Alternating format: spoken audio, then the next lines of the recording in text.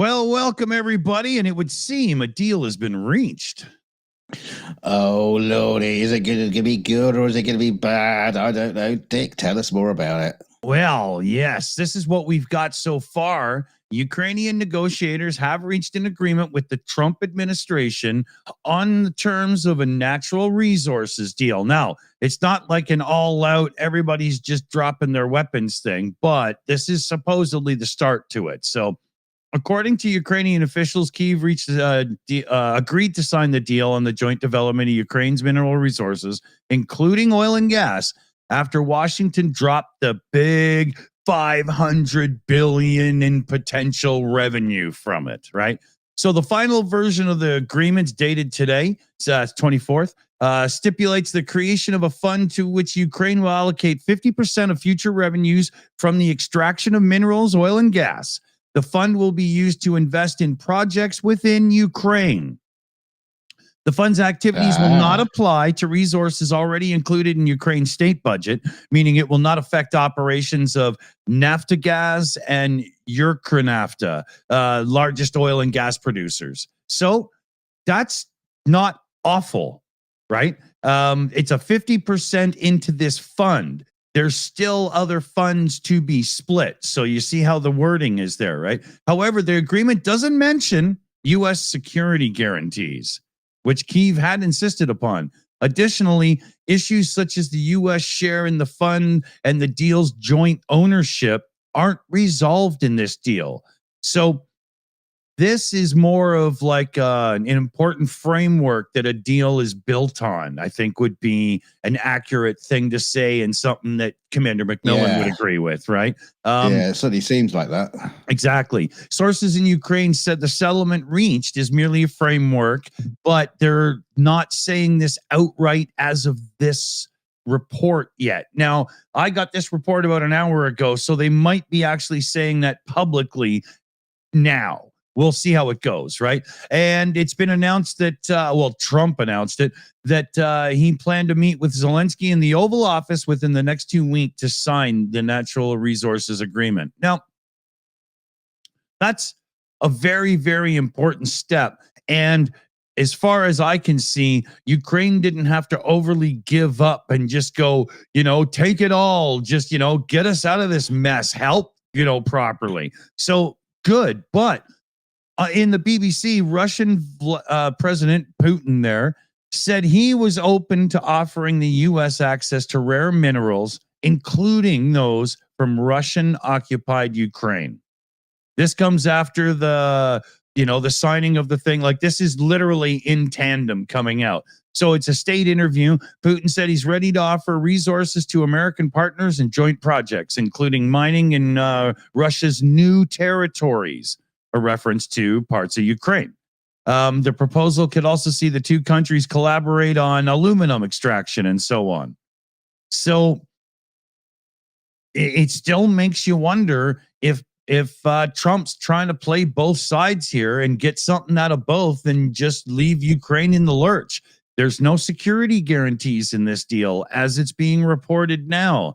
So I don't know if this is something to cheer about yet. I just know that at least the two sides are starting to have a discourse instead of animosity, which is good.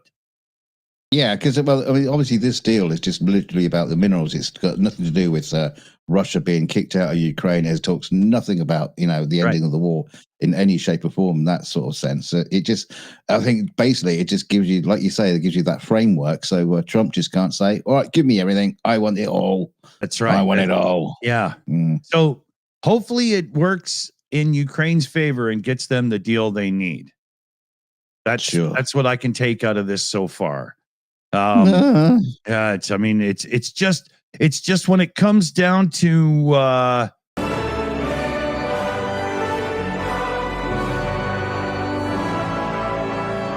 gonna come.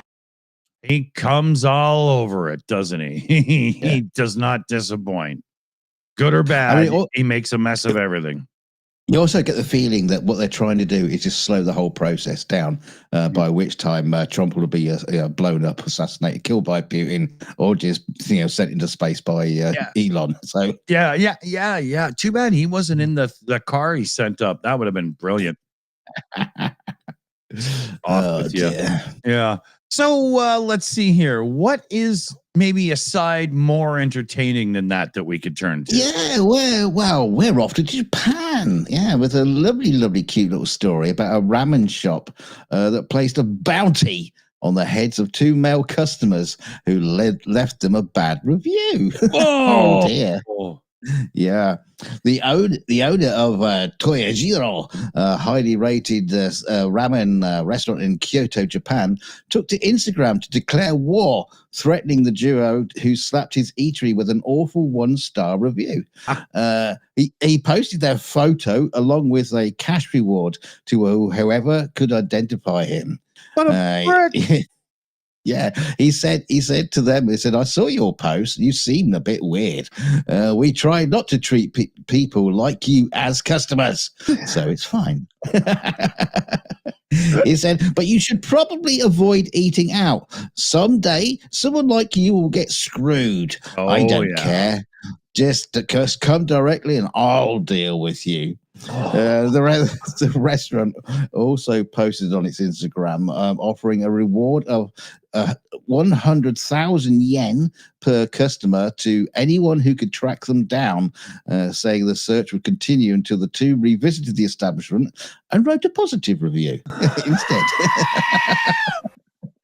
Wow, I don't think these people understand how the review process is supposed to work here. Yeah, I think he's playing on the Trump playbook at the minute.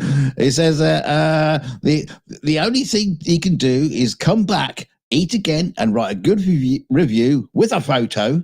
I told him I won't forgive him otherwise, not even for the safety of his family. If he does that, he'll be killed right away. This kid is so scared. What? Crazy. Holy man. I gotta say too, like, look at this picture. It looks more like the kind of place you go and buy the frozen ingredients if you had a restaurant like this. It looks more like a warehouse, right? Yeah, they don't always look, so appetizing on the outside. But after social media users criticized him, the owner eventually repented for his online rant. He says, I know there are pros and cons for an act that went too far. I'm reflecting on this. I'm looking forward to reflecting and moving forward. Thank you, he wrote. The restaurant itself also apologized for its brazen owner's volatile tirade in an Instagram post that has also been deleted. They keep posting things and deleting it. But this is, I was just so tempted to just go full on racist and do the Japanese accent. Because this statement that the restaurant put out is just so Japanese. It says, our restaurant, I'm not doing the accent, our restaurant, which achieved champion status on Japan's largest ramen site, the Ramen Database, just 1 month after opening, deeply regrets the recent incident we have caused. This incident has resulted in shameful outcome for us. We are committed to transforming ourselves and becoming a ramen restaurant that is truly supported by the customers from around the world. They apologize like Donald Trump while patting themselves on the back. It's yeah, they do also say that there would not have been a war in Ukraine if they were running that restaurant at the time. But who knows? Oh, that's a pretty funny one. I like it. But yeah, that's heavy-handed stuff like that is never going to get you anywhere on this modern internet thing we got going. That's not going to work, Yeah. So let me see here. We've got a funny little thing going on in Canada. So that's Elon Schmuck. And so far, and this was a couple hours ago, so I'm sure it's a lot higher now. So far, 250,000 Canadians have signed a petition calling for Elon Musk's passport and citizenship to be revoked over his ties to President and King Ronald Gump, right? So Because he keeps going at Canadian sovereignty with this 51st state, and we're going to take them all, so you can get where this is coming from, right? And Musk was born in South Africa, but he holds the Canadian passport because of his mother, right? So it's an electronic petition, and it charges that Musk is engaged in activities that go against the national interest of Canada. He's been doing this by becoming a member of a foreign government that is attempting to erase Canadian sovereignty. So responding to the petition on X, Musk said, well, Canada isn't a real country. Oh, ha, ha, ha. Very exactly, funny. Right? But I mean, what an asshole. That's where your mother's from, you prick. Musk left South Africa and he was like, a teenager, and he came to Canada, and he was like a farm kid and whatnot. And so, I mean, he's done the whole thing with a Canadian mother and lived here. And now for him to do this, it just goes to show there is no human heart or soul in the man. He's just like a bureaucracy succubus, that's all this man's got. And, because Trump's gone at us repeatedly up here in the Great White North about this crap. And we've responded in kind by canceling trips and boycotting American products. And he's turned it into a war, right? So now you've got petitions calling for Musk to lose his citizenship. And in certain circumstances, traitor-like behavior to Canada is definitely one of them. You can lose your citizenship. So interesting times there, Musk. Someone should find that ramen restaurant and give a bad review, but in Elon Musk's name. Yeah, no, put out like 20 hitman on them. That'd be great. Elon's mother didn't actually give birth to him. He was deported. Yeah. She just found a floundering stork and tried to, help it. Right? Ended up with this crying baby. So, where are you going next? Well, we're on to activists, because a group of clumsy woke protesters drilled holes in hundreds of SUV tires in an attack on fossil fuel death machines, not realizing they were actually damaging electric vehicles. Oh my God, no way. Activist group Sabotage Oil for Survival targeted the Land Rover Truro dealership in the village of Scudier near Redruth, while other campaigners vandalized cars across Bristol and Exeter. The group, who are based in Cornwall, posted on social media in the early hours of Monday, boasting that they had drilled into the tires of 100 Land Rover SUVs. But shortly after the posted video to X, Virtue Land Rover's Truro's head of business, Wayne McNally, confirmed the group's major error, saying, well, you've drilled holes through tires on fully electric cars. Morons. Despite the embarrassing blunder, a father of two who took part in the action said, SUVs kills kids. Well, so there's lots of things. It depends on what you hit the child with, but yes, I mean... you can't disagree with that, but that wasn't the reason why you're not trying to save kids. You're trying to save oil or not stop running them over, then, you asshole. He added, they pollute our air and they are an enormous contribution to global warming. He says, we've seen the wildfires in California, the floods in Valencia, and the storms hitting the UK. Yeah, it's been a bit rainy this week. Yeah, not very nice. And the climate breakdown is here. He says, I can't sit by and let these fossil fuel death machines threaten our children. This is the dumbest thing ever, because what do you do when you have a flat tire? You call a tow truck to get it towed in and get the tire fixed. This is a diesel. Yeah, exactly. How many electric tow trucks have you seen in the last few years? These are these are the worst of the worst, because they're not just activists, because activists can be good, but these are stupid activists. And what they actually did put pollution into the atmosphere by making electric cars have to be towed to get their tires fixed. Well, they did start off by trying to pour sugar into the electric charging plugs, but that didn't seem to work. Yeah. It's not going in. Yeah. So we're going to find something interesting about that, but no, that's just facts and figures, and no. So Devon and Cornwall police have confirmed it's aware of the incident in Exeter and Gruyere, and said it is currently seeking information about any witnesses. Yeah, right. Wow. Yeah, I saw some idiots.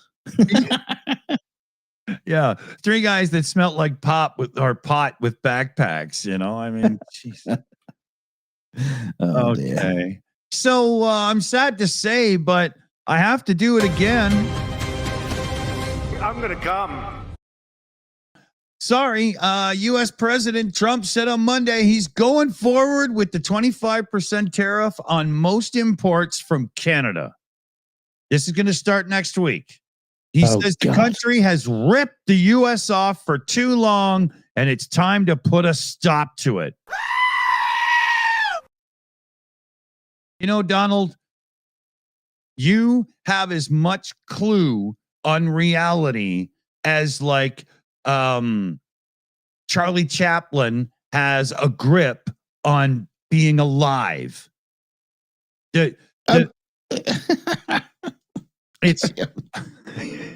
It's so just okay, yeah. You, Donald, you just what? I mean, as he said. Has he said in any way, shape, or form how Canada have been ripping them off? Is this just one of those things? He's just going to say it and say it and say it until people believe him. Yeah. He said that work on the tariffs is moving along rapidly.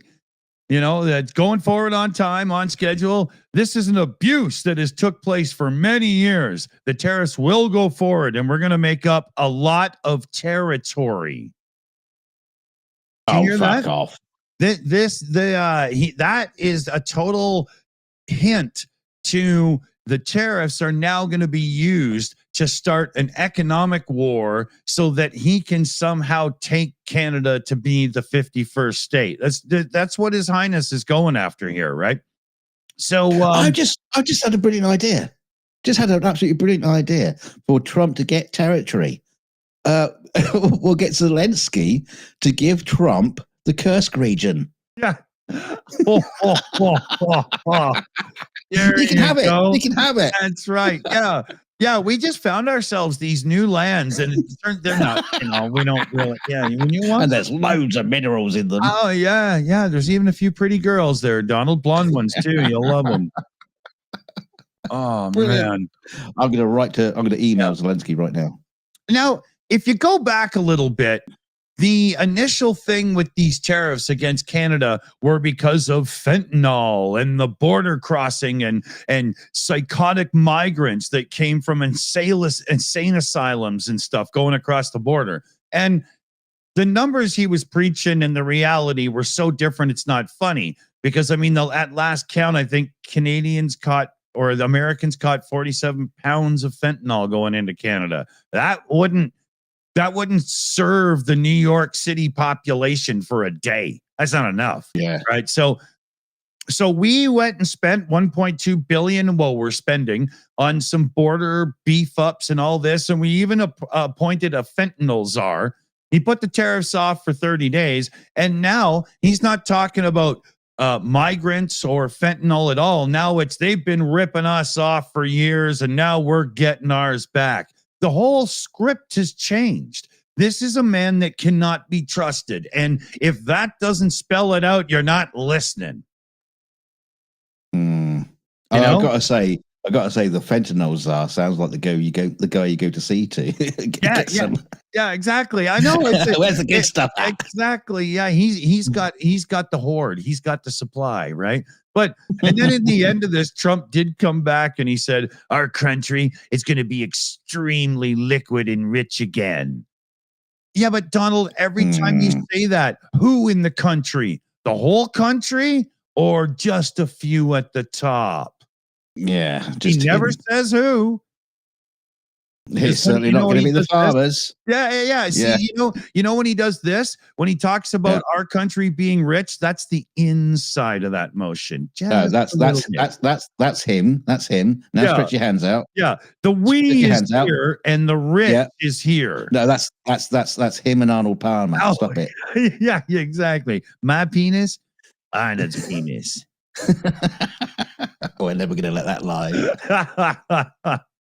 Hey, man, it's him that fell in love with it, not me. Where are you going here now? Well, yeah, more stuff from the UK because the locals are fuming and have banned naturists from a popular beauty spot in Suffolk and claims of lewd behaviour. Look at them two being all lewd and everything. Shocked dog walkers reckon nudists visiting the Corton beach have been committing acts of self-gratification in public. While one male has been accused of parading down the beach, shaking his bits about. Mommy, that man's leash isn't long enough to reach the dog. Oh, he's shaking his bits about in a built-up area. The row broke out after Cheesed-off Parish Council's officials in Lowestoft erected a sign. This is the sign up there. Corton Beach is not a naturist beach. Lewd behaviour will not be tolerated and may be recorded by CCTV and reported to the police, you dirty bastards. Causing offence to others is a criminal offence. Oh, actually, it's a spelling mistake they had to correct on that. Causing offence is a criminal offence, and well, of course it is. Causing an offence to others is a criminal offence. Right, okay. It's not just one spelling error. It's completely, it's like ChatGPT wrote this, man. And all cases will be reported for prosecution. Causing unpleasure. But writing on the Corton Parish Council Facebook group, Busy Broadhurst said, I have absolutely no issue with the naturalists, apart from his back, that have the use of the beach, respectively. Shave a map of Europe into his back, and it would be pretty accurate. I keep seeing faces in it. There is, however, a particular... Shut up, Chewbacca. There is, however, a particular guy who I was seen, and he is openly committing a self-gratification act in open public and doing it in an offensive, abusive way. I hope it's not a sandy beach. Oh dear, you don't want that under there. Yeah. She says, I did report it on each occasion. This behavior needs to be stopped so the minority are able to continue peacefully. While Michelle Prue added, I enjoy the beach with my daughters, and although it is each to their own with being a naturist, it seems to be the same male who parades up and down the beach shaking his bits about. I keep going back trying to find him, but he's never there. Marvelous penis it was. My daughters are 11 and 12 and do not need to be subjected to this for at least 2 more years. Yeah. They see enough of that at home. Granddad. Yeah. Oh dear. There's a real thing with like inappropriate nudity and strange spots going on in your area right now. You see, I do like the what do you call it? The alternative note to that photograph. It just says nudist sitting on chair, rear view. Yeah, thankfully, Brilliant. not too rear. Yeah, I know. Oh, there's a crooked road. So, in the hunt for fraud, waste, and abuse, Elon Musk has been falsely implying millions of dead Americans are receiving Social Security benefits. I'm sure you've heard a bit about this, right? So, it started last week in the Oval Office there, where Musk lives. facing reporters for, that crazy thing that went down, right? And he said he found crazy things in the Social Security system, including people who are 150 years old getting payouts. Musk went, I think he's still on medication over this one, right? And he's only built on that claim in social media as well. He's been putting screenshots of little data bits to show people, millions of people marked as alive in the system when they clearly can't be, right? He even put out a tweet, maybe Twilight is real and there's a lot of vampires collecting. So, and then he repeated some of this same stuff again and again. Now, the actual thing going on here, how many people got paid? Where are they getting paid? A lot of what's going on here is not fraud at all. There's nothing insidious or nothing bad going on at all.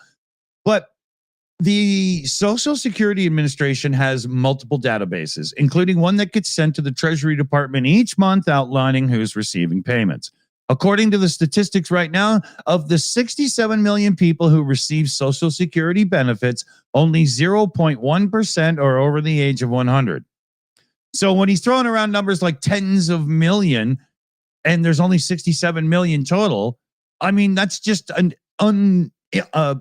it's an unattainable reality. It's just ridiculous. And Kathleen Romig, Director of Social Security and Disability Policy at the Center of Budget and Policy Priorities, put out a whole thing about how stupid this is, right?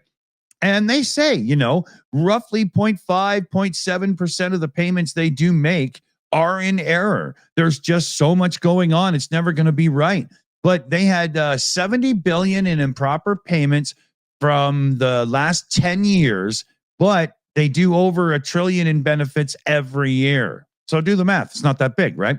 So one of the systems they have is called NumIdent, and it contains a record of every person who's ever been assigned a Social Security number.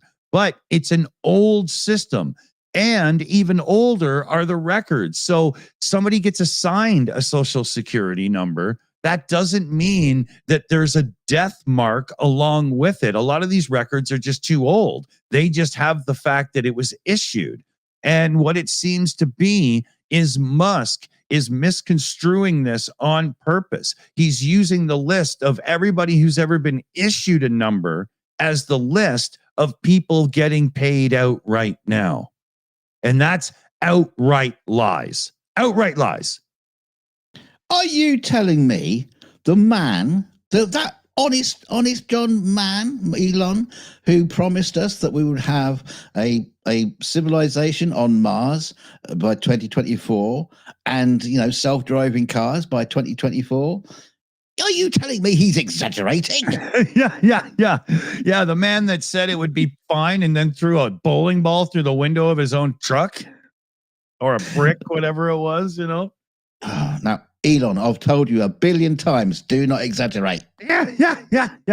Come on, Elon, it's time for supper. Put your jammies on. Yeah. I mean, how much more proof do you need that the man is just a pathological liar? There you go. You mean how much more ketamine do you need? Yeah, well, might need some for your next one. What's going on here? Yes, we're back to naughtiness in the UK again, because that's what we all love to hear about. But a rival sex festival. These two rival sex festivals are double booked, raising concerns over filming rules. Because the two adult festivals, OnlyFest and Swingathon, are set to share the same field between July 17th and 2025. Elon, get your ticket now. After a scheduling error, force them to overlap. Oh, that's a funny turn of phrase.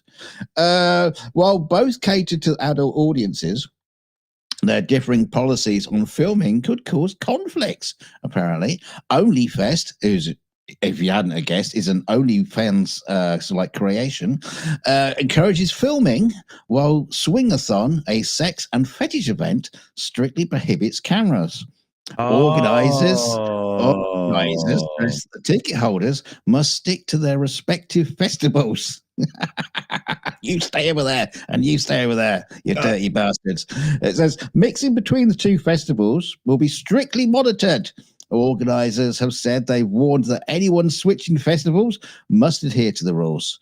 Swingathon, known for its play tents, pole dancing, foam parties, and a butt plug bingo.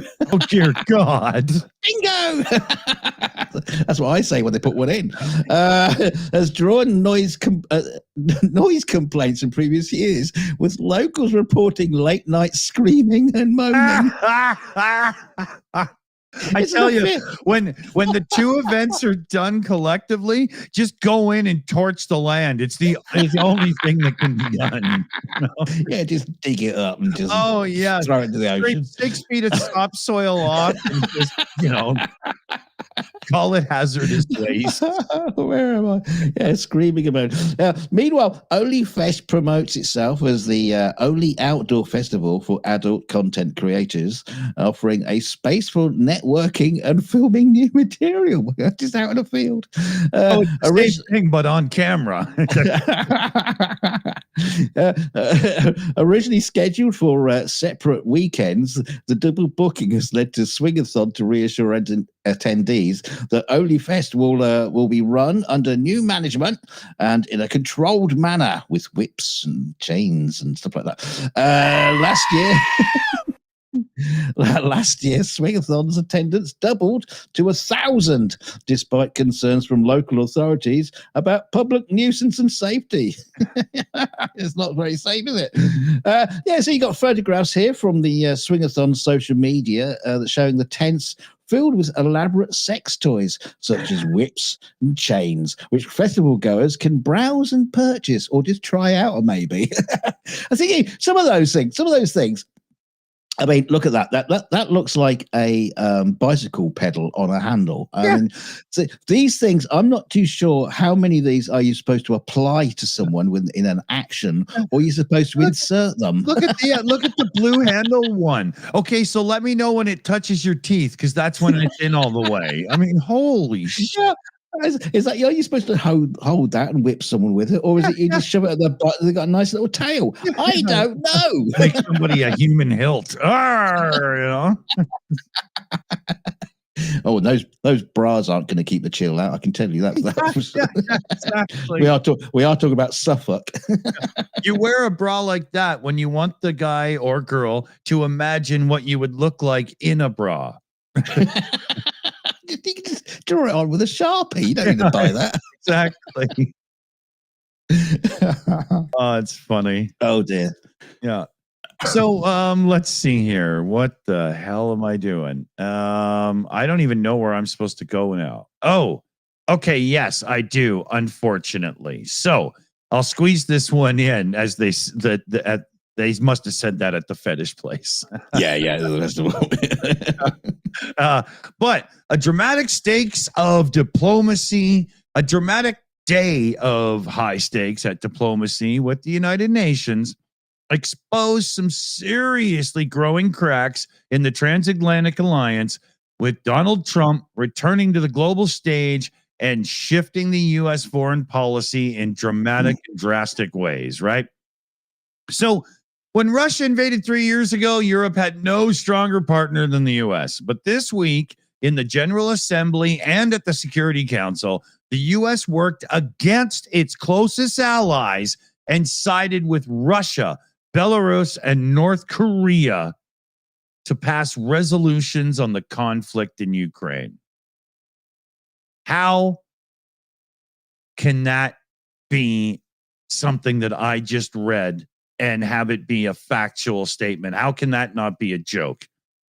Right? So, to mark the third anniversary of Moscow's invasion of the sovereign lands of Ukraine, there was like a symbolic General Assembly resolution going on that would require a 193-member body to reaffirm Kyiv's territorial integrity and call for Russia to withdraw and go back to the lines that were. It did pass, but a few less votes. Washington diplomats had urged other countries to vote against the measure and to instead support their forward-looking resolution. That was only 3 short paragraphs. It took a neutral stance in the war without blaming Russia and called for a swift end. Washington not only introduced the measure in the General Assembly, but in the more powerful Security Council, where they can be actually legally binding, though sometimes hard to enforce. And there's never been a council action on Ukraine because of Russia's veto power as a permanent member. Right? And this threw everybody off in the background. So Slovenia Ambassador Samuel Zobogar told the BBC that Europe is struggling to adjust with this 180 flip in the U.S. position and the speed at which Washington is moving. He said the European Union are going to need to do some serious reflecting at the body's council's next meeting, with leaders having to develop a plan on how the EU can actively be involved in finding peace rather than reacting to what others are doing. And it's up to us now in Europe to come forward. UK Ambassador Barbara Woodward, French Ambassador Nicolas de Rivière there attempted to have the Security Council vote postponed, arguing that council members needed a lot more time. The Chinese were willing to give more time for the discussions, but it was Russia and the USA who were both against postponement. It got to the point where America got so pissy that they withdrew their own thing. This is what it's come down to now. America's like literally doing UN stuff like this. Screw you guys. We like Russia. This has not ever been the position. Ever. Yeah, I mean, up till like 2 weeks ago, didn't America hate all Russians and commies and all that kind of stuff? Yeah. So before we run out of time, I just wanted to send this out to Vladimir Putler and everyone who is on your side, you little bitch. Today we're making fuck off pie. With 1 cup of no one cares, a dash of kiss my ass, add some fuck yous, a pinch of blow me. You're going to want to stir it all together and shove it up your ass. That's personal, buddy. Looks Well like we're said. just out of time. So thanks for joining us. Hit like, share, and subscribe on the way out. Drop us a comment on what you like best, and we'll see you soon. And don't forget to send in some donations so we can send PJCnet off to the sex festivals for be our man on the ground. He really wants So to that's go. coming. See you next time. Stay shimmy.